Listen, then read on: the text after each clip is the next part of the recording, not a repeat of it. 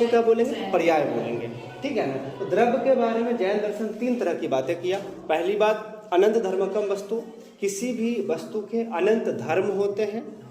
वस्तु या द्रव्य कहिए या तत्व कहिए, ठीक है, अंग्रेजी में सब्सटेंस कहिए, उसमें अनंत अनेकों गुण पाए जाते हैं, ठीक है ना।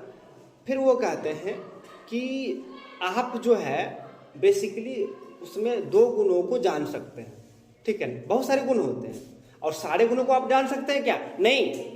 सारे गुणों को कौन जान सकता है? केवली जिसको ज्ञान प्राप्त हो गया है, महावीर टाइप के लोग, है ना, जिसने खुद को जीत लिया है, वैसे ही लोग किसी वस्तु के सारे गुणों को जान सकते हैं।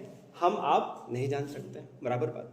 दूसरी बात वो कहते हैं कि इसमें 2 गुण, तो बहुत सारे गुण है लेकिन 2 गुणों को आप जान सकते हैं। कौन सा? जो एक गुण उसमें नित्य भी है, एक अनित्य भी है, शाश्वत भी है, क्षणिक भी है ना। फिर अगला डिफिनेशन देते हैं, गुण पर्यायबद्ध द्रव्यम, जो किसी द्रव्य में जो हमेशा गुण पाया जाता है, जो हमेशा धर्म पाया जाएगा, जो हमेशा पाया जाएगा उसको क्या बोलेंगे? गुण। जो आते जाते रहेगा उसको क्या बोलेंगे? पर्याय। और इन दोनों को जो धारण करेगा उसको क्या बोलेंगे? द्रव्य। ठीक है। गुण पर्याय को धारण करने वाला कौन है? द्रव्य। फॉर एग्जाम्पल हम दिए थे सोना का एग्जाम्पल, गोल्ड का। सोना में क्या होता है? चमक होता है ना। सोना में क्या होता है? उसका ठोसपन, ठोस होता है ना, सोना ठोस होता है, सॉलिड होता है, ठोसपन हमेशा रहेगा, उसमें चमक हमेशा रहेगा। तुम सोना को रख दो, 10 साल के बाद निकालना तब भी वो सॉलिड ही रहेगा, ठीक है ना। अब मान लीजिए उसी सोने से आप क्या करिए, आप सोना का क्या है आपके पास, गले में क्या पहनते हैं? चेन पहनते हैं, ठीक है ना। आप उसी से चेन, आकार है उसका ना, उसी चेन को आप गला के क्या बना सकते हैं? रिंग बना सकते हैं, अंगूठी बना सकते हैं। फिर इस रिंग को आप झुमका बना सकते हैं, कान में पहनने वाला बना सकते हैं कि नहीं बना सकते? बिल्कुल बना सकते हैं। फिर मन किया कड़ा बना लिया हाथ में पहनने वाला, ठीक है ना। तो आप इसका आकार क्या कर सकते हैं? बदल सकते हैं उसी सोने का। कभी वो चेन था तो झुमका हो गया, कभी हाथ में पहनने वाला लड़का लोग हो गया, लड़की लोगों का कड़ा हो गया, या फिर नाक में पहनने वाला हो गया, पैर में पहनने वाला, उसको कुछ भी बना सकते हैं आप। गले में पहनने वाला मंगलसूत्र का, ये हनुमान जी का लॉकेट लड़के लोग पहनते हैं, वो कुछ भी बना सकते हैं आप। आकार उसका बदल सकते हैं कि नहीं बदल सकते हैं? तो सोने का आकार बदल सकते हैं। आकार परमानेंट है? नहीं है। आकार को बदला जा सकता है, इसलिए आकार क्या हो गया? इसके लिए पर्याय हो गया, है ना।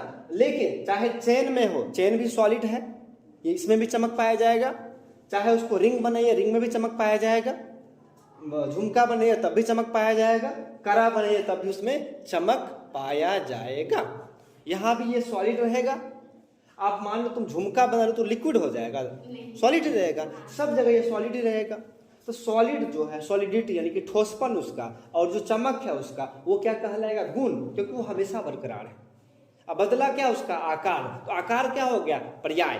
समझ गया ना। और द्रव्य क्या हो गया? सोना, ठीक है ना। चमक और ठोसपन नामक गुण को रखे हुए हैं और विभिन्न प्रकार के आकार रूपी पर्याय को रखे हुए हैं। उस द्रव्य का क्या नाम है? सोना। समझे? तो उन्होंने द्रव्य को किस रूप में डिफाइन किया? गुण पर्यायबद्ध द्रव्यम। गुण एक नित्य गुण हो गया। हमने बोला ना, पहला डिफिनेशन क्या था? अनंत धर्मकम वस्तु, वस्तुओं में अनेक गुण पाए जाते हैं। आप उसके 1-2 गुणों को जान सकते हैं, जैसे नित्य गुण को जान सकते हैं, नित्य गुण को जान सकते हैं। तो नित्य गुण तो पता चल ही गया, अनित्य गुण भी पता चल गया आपको। वह समझे ना? समझ में आ रहा है कि नहीं आ रहा है? अब तीसरा डिफिनेशन, चलो डिफिनेशन कहिए या तीसरे तरीके से जैन दर्शन में क्या कहा गया है, जरा बताइए क्या कहा गया है? उत्पाद व्यय द्रव्यम, ठीक है ना। बस इतना लिखते हैं, ठीक है ना। द्रव्यम संयुक्तम सत, यही पूरा डिफिनेशन है। उत्पाद व्यय द्रव्यम संयुक्तम सत, ठीक है, बराबर। तो देखो क्या कहा गया है कि द्रव्य वह है, सत माने द्रव्य, तत्व, ठीक है।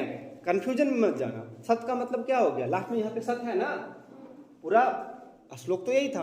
तो हम बस यही 3 क्वालिटी पाया जाता है ना, 3 चीजों की बात करो। उन्होंने कहा कि द्रव्य में 3 चीजें पाई जाती हैं। पहला चीज क्या हो गया आपका? उत्पाद, है ना। उत्पाद माने उत्पन्न होना, उत्पत्ति। आप भी तो कभी उत्पन्न हुए हैं ना, मैं भी कभी उत्पन्न हुआ है, ये टेबल भी उत्पन्न हुआ, दीवार भी कभी उत्पन्न हुआ, कभी तो बना होगा। वही हो गया उसका उत्पाद, ठीक है। यानी कि उसमें उत्पाद पाया जाता है, है ना, यानी कि उसकी शुरुआत होती है, माने वो बनता है। व्यय, व्यय मतलब नष्ट होता है या उसका क्षरण होता है द्रव्य का। और ध्रुव्यता, ध्रुव्यता का मतलब होता है नित्यता, उसमें नित्यता भी पाई जाती है या स्थिरता। क्या लिख सकते हैं? स्थिरता भी पाई जाती है। तो जैन दर्शन कहता है कि एक ही साथ किसी द्रव्य में या किसी वस्तु में, किसी तत्व में, किसी सत में उत्पाद भी पाया जाता है, समझिए, उसका क्षरण भी होता है और उसमें नित्यता भी पाई जाती है। तीन चीजों की बात कर दिया उन्होंने, ठीक है। अभी समझाएंगे, समझ में आ जाएगा। उन्होंने क्या कहा कि किसी द्रव्य में तीनों चीज पाया जाता है एक समय में। क्या क्या चीज पाया जाता है? उत्पाद माने उत्पत्ति, व्यय, व्यय माने क्या होता है? खत्म। आप क्या व्यय, आप तो सारा पैसा व्यय कर दिए, व्यय माने खत्म हो जाना। व्यय माने क्षण, मतलब व्यय माने क्या होता है? क्या होता है व्यय? मतलब नष्ट होना। हमने और क्या बताया? क्षण, क्षरण होना या व्यय होना। तीसरा क्या क्वालिटी बताया? उसमें नित्यता भी पाई जाएगी, स्थिरता भी पाई जाएगी। सोचिए, वो उत्पन्न भी होगा, बहुत क्रिटिकल बात है, मतलब क्रिटिकल नहीं, समझने वाली बात है। वो उत्पन्न भी होगा, उसमें क्षरण भी पाया जाएगा और उसमें नित्यता भी पाई जाएगी, स्थिरता भी पाई जाएगी। समझ में आ रहा है कि नहीं? एक ही तत्व में, एक ही द्रव्य में तीन चीजें पाई जाएगी, उत्पत्ति भी, व्यय भी, नष्ट भी होगा और स्थिरता भी पाई जाएगी। और दिमाग में आएगा कैसे हो? एग्जाम्पल लो, ठीक है। एग्जाम्पल से अब समझाते हैं इसको। मान लीजिए फॉर एग्जाम्पल, एकदम सिंपल सा एग्जाम्पल लेते हैं। घड़ा देखे हो क्या? घड़ा देखे हो? सब लोगों ने घड़ा देखा। घड़ा किससे बनता है? मिट्टी के ढेले से या मिट्टी से, जो भी कहिए। तो मिट्टी के पिंड से बनता है ना। मिट्टी का पिंड बनाते हैं कि नहीं? हम लोग क्या करते हैं, मिट्टी में पानी डाल के उसका पिंड बनाते हैं या कुछ उसका बनाते हैं ना। मिट्टी में पानी दे के बड़ा बड़ा वो गोला आकार बना लेते हैं, फिर उससे घड़ा बनता है, नहीं ना होता है। मिट्टी में क्या मिलाते हैं? पानी, फिर उससे वह गीली मिट्टी से क्या मिलता है? घड़ा।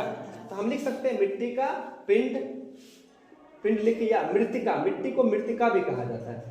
मृतिका संस्कृत में मृतिका भी कहा जाता है। तो मृतिका से क्या बनता है? घट। संस्कृत में घट का मतलब घड़ा, ठीक है। अब देखो, दिमाग लगाओ, सोचो क्या होता है यहाँ पे।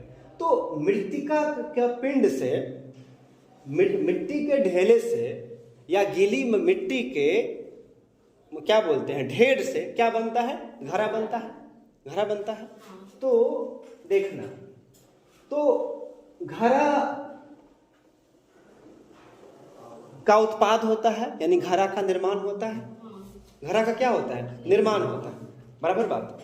पहली बात किससे? मिट्टी के ढेले से।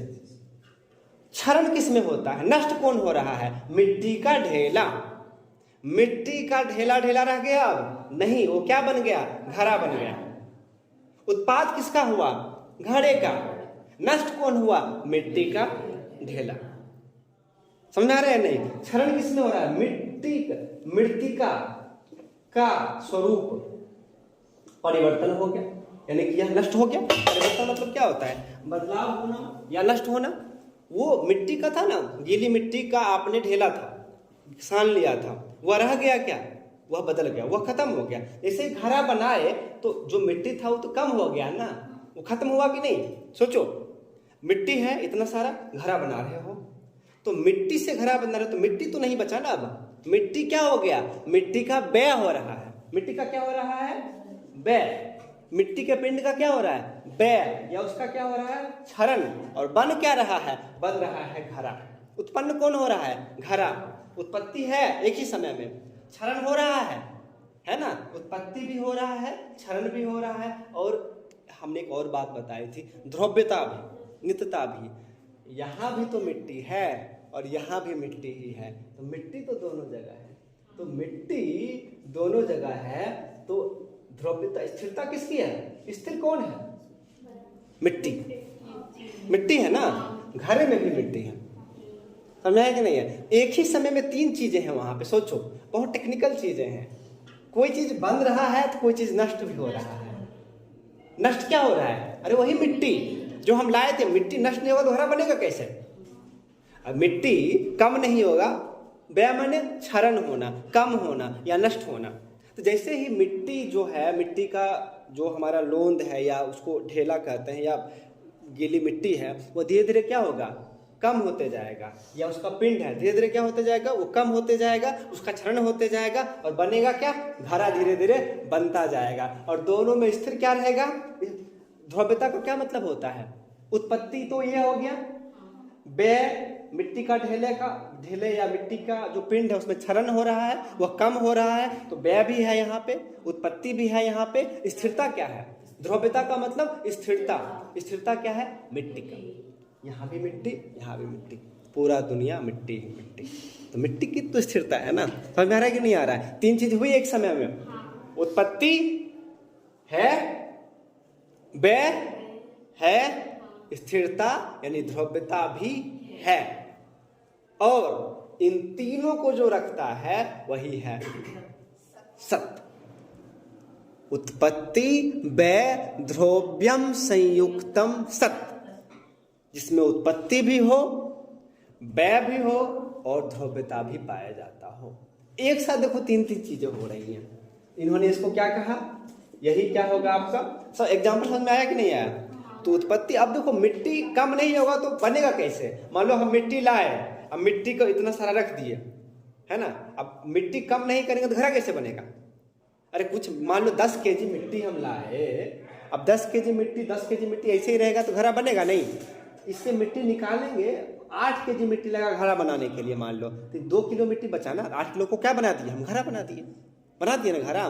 तो कुछ बनाए, कुछ खत्म हुआ, कुछ का हमने निर्माण किया, कुछ को हमने नष्ट किया, और कुछ को हमने स्थिर रखा। स्थिर किसको रखा, मिट्टी को स्थिर रखा, वहां भी मिट्टी यहाँ भी मिट्टी, ठीक है ना। अब वही मिट्टी जो है अब घर